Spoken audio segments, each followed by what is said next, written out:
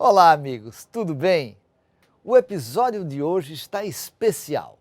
Vamos assistir a duas reportagens, uma sobre o Concílio Outonal e outra sobre um evento de missionários voluntários realizado no estado de Oregon. Começamos com a matéria do encontro que reuniu centenas de líderes mundiais aqui nos Estados Unidos. Atenção! Alcance o Mundo foi o tema da reunião outonal realizada entre os dias 7 e 13 de outubro na sede mundial da Igreja Adventista do Sétimo Dia, em Silver Spring, nos Estados Unidos. Os participantes do concílio são membros do Comitê Executivo, segundo o órgão mais importante da denominação.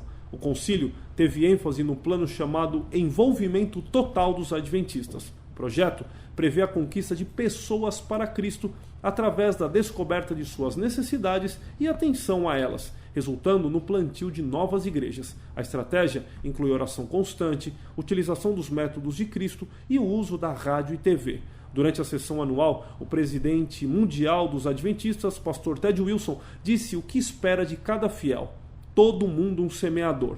Wilson lembrou que Cristo tem chamado cada membro, e não apenas pastores e evangelistas, para espalhar as boas novas da salvação. O concílio anual também serviu para a nomeação de novos oficiais. Marcos Faiocchi Bonfim passa a liderar em nível mundial os ministérios de mordomia cristã, cargo que ocupava na América do Sul. Elias Brasil de Souza assume como diretor do Instituto de Pesquisas Bíblicas da Associação Geral. David Trim seguiu como diretor do Instituto de Pesquisas e Estatísticas e Bill Knott como editor-chefe da Adventist Review e das edições da Adventist World.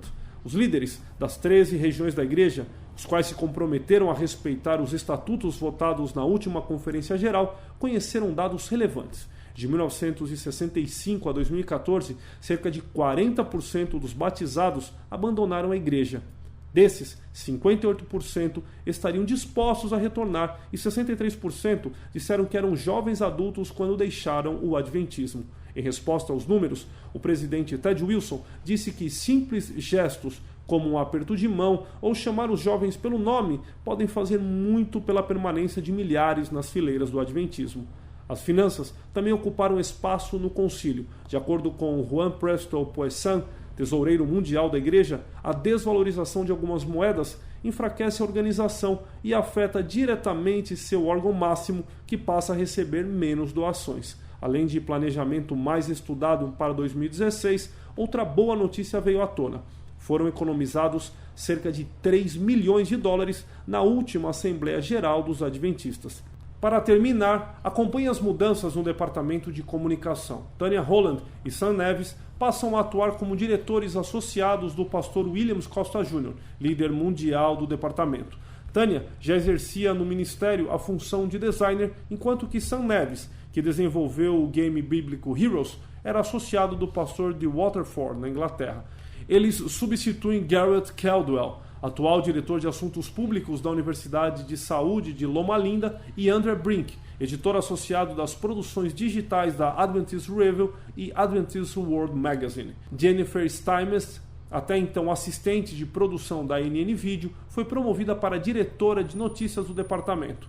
Emilon Medley tem agora a função de produtor assistente da ANN Video das comunicações mundiais da Igreja Adventista do Sétimo Dia.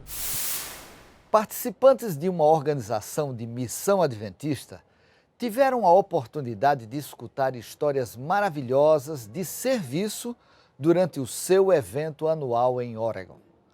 O encontro iniciou com orações pelas famílias enlutadas pelo recente atentado no mesmo estado.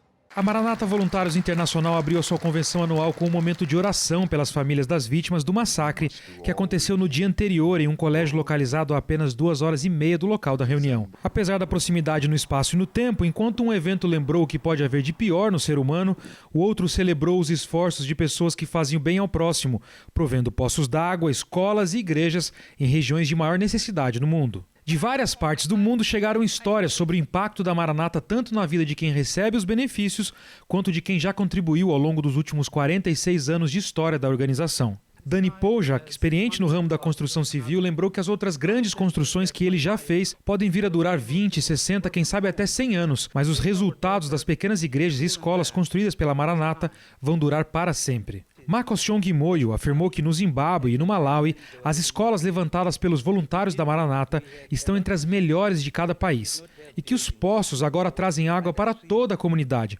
transformando as igrejas em centros de influência. O diretor da escola de Milo, uma das iniciativas da Maranata no próprio território americano, traduziu tudo em uma frase, dizendo que a Maranata constrói pessoas e não prédios.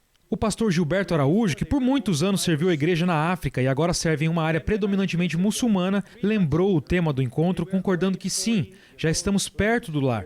Mas antes disso, existem 500 milhões de pessoas no Oriente Médio que precisam ouvir essa mensagem. Do Brasil, os presidentes das Uniões Leste e Norte, pastores Giovanni Queiroz e Leonino Santiago, respectivamente, agradeceram as mais de 600 igrejas já construídas no país. E o presidente da divisão sul-americana, pastor Ayrton Keller, afirmou que à medida que este mundo caminha para o fim, a Maranata tem um papel fundamental a desempenhar. Outros líderes da igreja na África e na Ásia também trouxeram a gratidão e os desafios locais para o futuro.